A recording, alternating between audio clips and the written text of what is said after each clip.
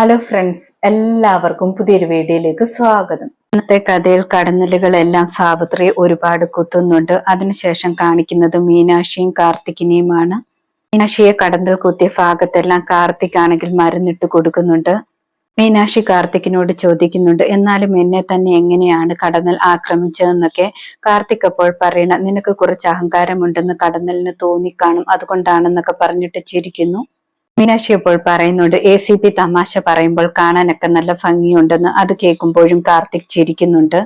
പെട്ടെന്ന് കുഞ്ഞ് കരയുന്നുണ്ട്. ആ സമയത്ത് കുഞ്ഞിനെ മീനാക്ഷി എടുക്കാൻ പോകുമ്പോൾ കാർത്തിക് തടയുന്നുണ്ട്. ഞാൻ എടുത്തോളാമെന്ന് പറഞ്ഞിട്ട് കാർത്തിക് പോയി കുഞ്ഞിനെ എടുക്കുന്നു. കാർത്തിക് പാട്ട് പാടി കുഞ്ഞിനെ ഉറക്കാൻ ശ്രമിക്കുന്നുണ്ട്. പക്ഷെ കുഞ്ഞുറങ്ങുന്നില്ല, കരഞ്ഞുകൊണ്ടേയിരിക്കുന്നു. ആ സമയത്ത് മീനാക്ഷി പോയിട്ട് കുഞ്ഞിനെ വാങ്ങുന്നു. മീനാക്ഷി താരാട്ട് പാടി ഉറക്കുന്നുണ്ട്. അപ്പോൾ മീനാക്ഷി പറയുന്നുണ്ട്, അമ്മ അടുത്ത് വന്നപ്പോൾ തന്നെ കുഞ്ഞുറങ്ങിയെന്നൊക്കെ.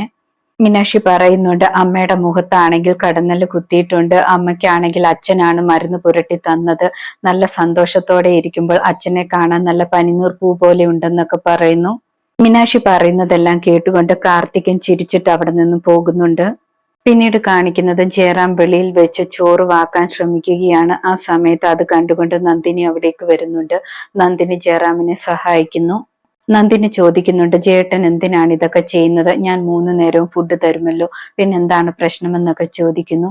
ജയറാം അപ്പോൾ പറയുന്നുണ്ട്, ആരെയും ശല്യം ചെയ്യണമെന്ന് എനിക്ക് ആഗ്രഹമില്ലെന്നൊക്കെ.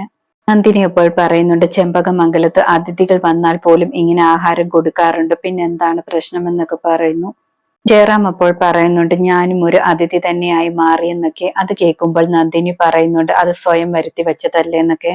ജയറാം പറയുന്നുണ്ട്, കുറച്ച് ദിവസങ്ങൾ കൂടിയേ ഉള്ളൂ എന്റെ പരോൾ തീരാൻ. ഇത്രയും ദിവസം ഒരുപാട് സന്തോഷമുള്ള ദിവസങ്ങളായിരുന്നു എന്നൊക്കെ പറയുന്നു. നന്ദിനി അപ്പോൾ പറയുന്നുണ്ട്, മരുഭൂമിയിൽ ജീവിക്കുന്ന ആൾക്കൊരു മരപ്പച്ച കിട്ടിയതുപോലെയല്ലേ എന്നൊക്കെ.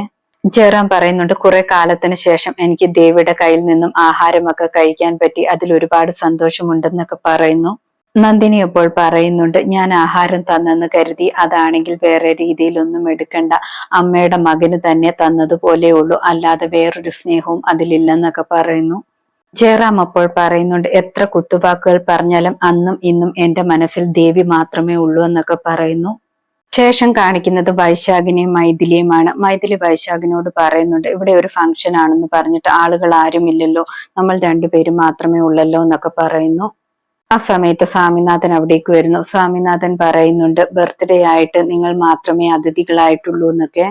മൈഥിലി എന്റെ അസിസ്റ്റന്റ് ആയിട്ട് ജോലി ചെയ്യുന്നോ ഇല്ലയോ എന്നൊക്കെ ചോദിക്കുന്നു. വൈശാഖ് അപ്പോൾ പറയുന്നുണ്ട്, മൈഥിലിയോട് നേരിട്ട് ചോദിച്ചോളാം എന്നൊക്കെ.